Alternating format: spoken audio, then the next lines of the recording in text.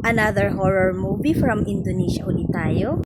Matapos makita nito ni Yuli ang pagkamatay ng kanyang mga magulang or misteryosong pagkamatay ng kanyang mga magulang, ay mapipilitan siyang manirahan kasama ng asawa ng kanyang tatay at ng anak nito. Kung medyo nalito ka sa sinabi ko, ibig sabihin po, anak sa labas etong si Yuli.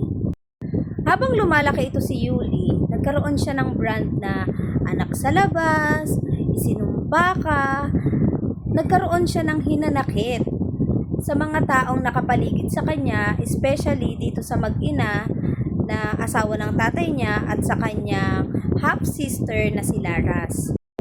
At dahil sa sobrang galit niya, naisipan niyang isumpa at kunin ang buhay ng mga ito. O ayan, may pa-fireworks pa. At sa tulong ng isang manggagamot o yung tinatawag natin na albularyo ay tutulungan niya na makapaghiganti at gawa ng masama ang pamilya nito ni Yuli.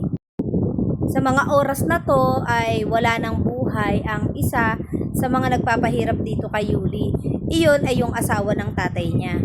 So ang ginawa nila, hinukay nila yung bangkay ng babaeng yon at saka naman unti-unting ipinerform ang ritual para maparusahan ang buong village nila na may kasalanan sa kanya. Hindi naman niya nilahat, no, inunti-unti niya, inisa-isa niya yung mga taong may kasalanan sa kanya at hindi niya lang basta pinahirapan, kundi kinuha niya talaga ang buhay.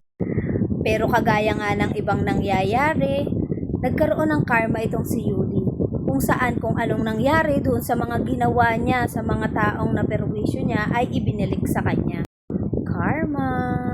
Anyways, available na to sa Netflix. Ang title ng movie na to ay Kitab, Sijin, and Iliyin. Hindi ko alam kung tama yung pronunciation ko pero iyon na yun.